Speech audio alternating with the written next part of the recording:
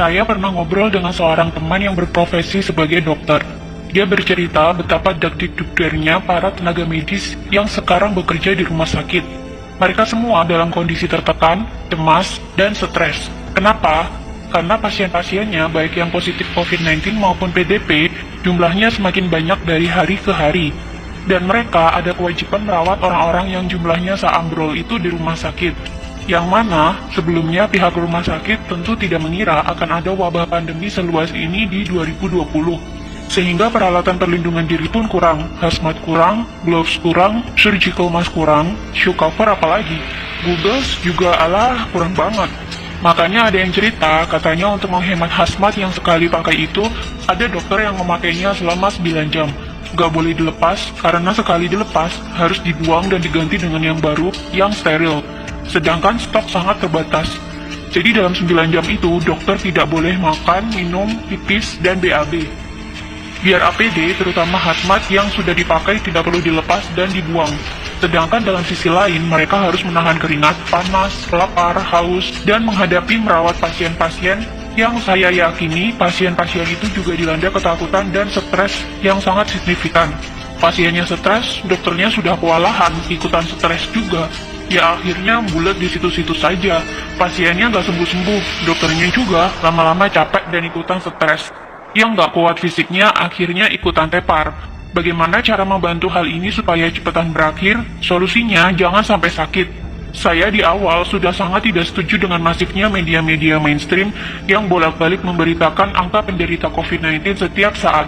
Memberitakan jumlah korban meninggal, memberitakan korban meninggal yang jenazahnya ditolak, memberitakan warga dan tenaga medis yang diusir dari kampung atau kompleks akibat COVID-19, dan masih banyak lagi. Apakah ada media yang memberitakan bahwa banyak penyakit-penyakit lain yang sudah biasa kita temui di kehidupan sehari-hari sebenarnya justru lebih mematikan? Coba Anda lihat data berikut ini. Penyakit kanker setiap tahunnya membunuh 8,9 juta jiwa. Berarti dalam setiap bulan ada sekitar 741.600 lebih manusia yang meninggal. COVID-19 sejak jadi pandemi hingga April 27, 2020 membunuh hanya 198.842 jiwa saja. Silakan Anda cek sendiri di situs resmi WHO. Padahal, COVID-19 baru jadi pandemi dimulai sejak Januari 2020. Katakanlah sudah ada 3 bulan sampai sekarang, maka COVID-19 baru membunuh 66.000 orang setiap bulannya. Jumlahnya loh, cuma 8,9% dibandingkan dengan kematian akibat kanker. Dan sekarang sudah diterapkan lockdown di mana-mana yang katanya cara ini efektif menurunkan kurva paparan COVID-19. Walau sebenarnya kalau saya lihat skema lockdown juga curiga sih, hehe. Karena akibat lockdown ini, masyarakat justru semakin takut dan ekonomi mandek. Kantor dan toko yang buka dipaksa tutup. Orang jadi nggak punya penghasilan, karyawan dipotong gajinya, pengusaha banyak yang bangkrut. Pemerintah jadinya harus sedia banyak dana, selain untuk kebutuhan medis, tapi juga untuk stimulus ekonomi dan bantuan warga terdampak PSBB, supaya orang-orang tidak kelaparan akibat tidak bisa cari nafkah. Kalau nggak ada dana, ya hutang dong. Namanya penyakit, itu kalau nggak sembuh, ya meninggal dunia.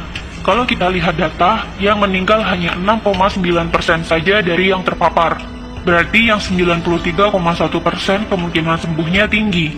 Ayo melek data, jangan mau otaknya ditakut-takutin media. Media memberitakan COVID melulu, akhirnya cuma menebarkan kekhawatiran dan ketakutan. Orang yang khawatir, takut, was-was, sistem imun tubuhnya malah turun. Akhirnya malah kena penyakit macam-macam. Kalau dia bolak-balik melihat berita COVID, dan dia jadi khawatir dan stres karena COVID, dia bisa saja malah kena COVID-19 sungguhan. Sistem imunnya kalah sama ketakutan dan stres. Jadi bagaimana solusinya supaya kita nggak sakit dan nggak merepotkan tim medis? Yang pertama, matikan televisi. Nggak usah nonton televisi kalau beritanya COVID melulu. Masih lebih mending kalian nonton drama Korea, walau sambil nangis-nangis kayak kecipratan bawang merah. Alihkan perhatian kalian ke hiburan-hiburan lain yang lebih menyenangkan. Nonton video-video satisfying di YouTube kek, nonton Panji Petualang kek, atau menghalu dia nonton travel vlog di YouTube buat obat piknik kek. Yang kedua, selalu berpikirlah untuk happy, dan happy. Happy is the key. Harus bahagia. Berkomunikasilah dengan orang-orang yang positif. Tontonlah acara humor, bermainlah dengan kucing kesayangan, bermainlah dengan anak kalian yang masih unyu-unyu, pacaranlah dengan istri, romantis-romantisan sama istri bisa bikin hormon kebahagiaan naik loh. Sistem imun juga ikutan naik. Yang ketiga, berpikirlah bahwa kalian selalu sehat. Jangan izinkan pikiran takut sakit sedetik pun mampir di otak. Ganti doa kalian yang semula, "Ya Allah, jauhkan kami dari wabah ini," dengan, "Ya Allah, sehatkanlah fisik dan mental kami, supaya kami selalu happy dan bugar." Ingat ya, kata-kata yang sering keluar dari mulut, walaupun doa sekalipun, bisa masuk pikiran bawah sadar. Walaupun ada kata tidak atau jangan di depannya, tetap itu adalah kata-kata negatif. Kata-kata negatif yang negatif masuk ke otaknya jadi negatif. Jadinya tubuh dan lingkungannya meresponnya juga negatif. Misalkan kalian doa, "Ya Allah, jangan ada virus di rumah saya." Malah virusnya datang beneran. Beda dengan, "Ya Allah, tolong jaga rumah ini tetap bersih, sehat, dan nyaman untuk saya tinggali bareng keluarga." Maka rumah kamu akan jadi demikian. Selalu ucapkan kata-kata positif dan buang kata-kata negatif. Keempat, rutilah olahraga. Olahraga dapat memproduksi hormon kebahagiaan dan memperbaiki metabolisme tubuh. Jiwa yang happy dan metabolisme tubuh yang baik akan menghasilkan imun tubuh yang kuat. Kelima, jaga kebersihan. Sering-sering cuci tangan pakai air dan sabun, tanpa rasa khawatir. Cuci tangan karena niatnya pengen bersih, bukan karena takut COVID-19.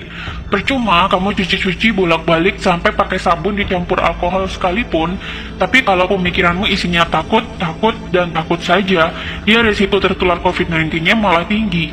Keenam, jaga jarak. Kita mungkin kuat atau kebal, tapi orang lain belum tentu.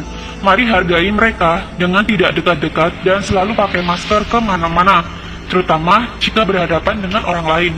Intinya adalah bahagia, happy, sehat, pikiran tenang, dibawa slow aja.